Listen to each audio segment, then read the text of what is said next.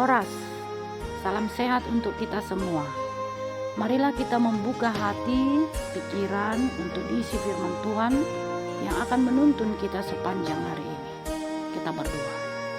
Kasih karunia dan damai sejahtera yang dari Allah Bapa dan dari anaknya Yesus Kristus menyertai hati dan pikiranmu. Amin. Firman Tuhan untuk kita hari ini tertulis dalam surat Rasul Paulus kepada jemaat Korintus yang kedua, pasal 12 ayat 9.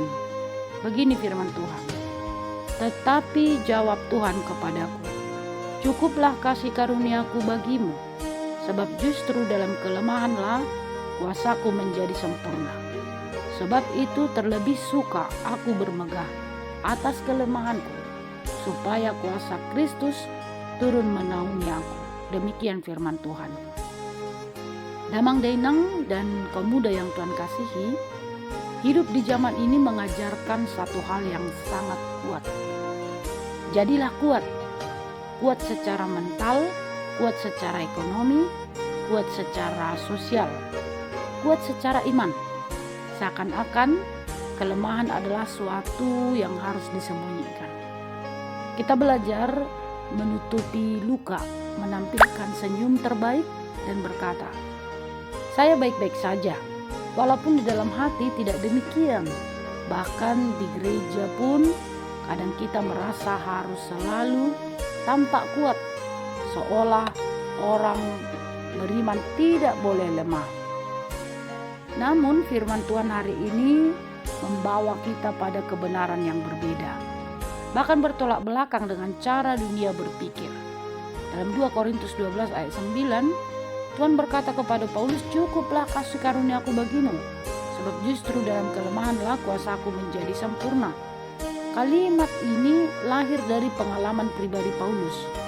Ia bukan orang biasa. Dia seorang rasul besar, penginjil yang luar biasa, pendiri banyak jemaat. Namun di balik semua keberhasilan rohaninya, Paulus menyimpan sebuah pergumulan yang ia sebut duri dalam daging. Kita tidak tahu pasti apa itu duri yang dia maksudnya. Apakah penyakit, gangguan fisik, tekanan batin, atau situasi pribadi tertentu. Yang jelas itu menyakitkan dan tidak hilang-hilang. Paulus sudah berdoa berkali-kali dengan sungguh-sungguh. Ia berharap Tuhan mengangkat duri itu agar ia bisa melayani dengan lebih baik. Tapi jawaban Tuhan tidak sesuai harapannya.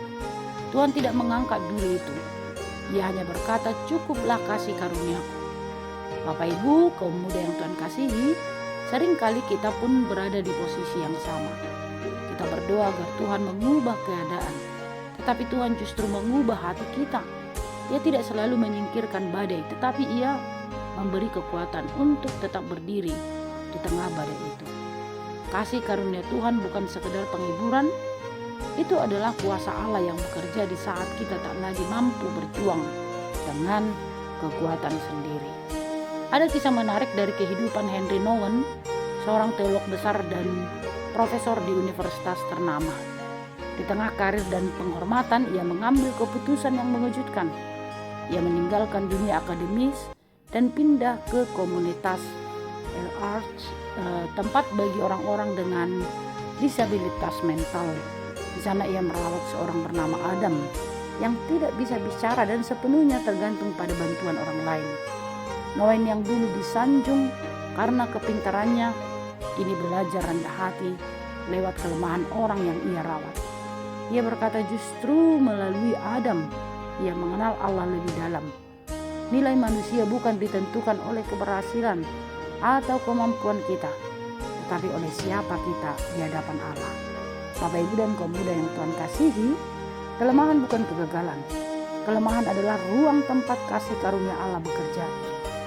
Ketika kita berhenti memaksakan diri untuk kuat, disitulah kuasa Kristus berdiam dalam diri kita. Paulus sampai berkata, sebab ketika aku lemah, maka aku kuat. Dalam seni tradisional Jepang, ada teknik memperbaiki tembikar yang pecah. Namanya kintsugi. Tembikar yang retak tidak dibuang, tetapi disatukan kembali dengan pernis bercampur serbuk emas. Retakan itu tidak disembunyikan, malah dibiarkan terlihat menjadi garis-garis indah yang menunjukkan pemulihan. Justru di sanalah letak keindahannya. Allah bekerja seperti itu dalam hidup kita. Ia tidak membuang kita karena kita retak. Ia mengisi celah-celah rapuh kita dengan kasih karunia-Nya, agar hidup kita memancarkan kemuliaan-Nya. Barangkali hari ini ada di antara kita yang merasa tidak cukup kuat, tidak cukup mampu, tidak cukup beriman. Tetapi firman ini datang sebagai pelukan kasih dari Tuhan sendiri. Kasih karunia-Ku cukup bagimu. Mungkin diri kita belum diangkat. Tetapi selama kasih karunia itu tetap menyertai kita, kita tidak akan kekurangan apapun. Dan gereja kita pun hendaknya menjadi tempat di mana orang boleh datang apa adanya. Bukan untuk menunjukkan kekuatan, tetapi menemukan kasih karunia yang menerima setiap kelemahan dengan cinta. Bapak Ibu yang Tuhan kasihi, setiap orang berharga karena dikasihi Allah. Dunia berkata, sembunyikan kelemahanmu. Allah berkata, serahkan kelemahanmu kepadaku. Dunia berkata, jadilah kuat. Allah berkata, dalam kelemahanmu aku menunjukkan kuasaku. Maka hari ini, mari kita pulang bukan dengan malu atas kelemahan kita, tetapi dengan hati yang percaya. Kelemahan kita adalah tempat di mana kasih karunia Allah bekerja paling indah. Cukuplah kasih karunia-Ku bagimu. Mari kita bersama-sama datang kepada Tuhan. Amin.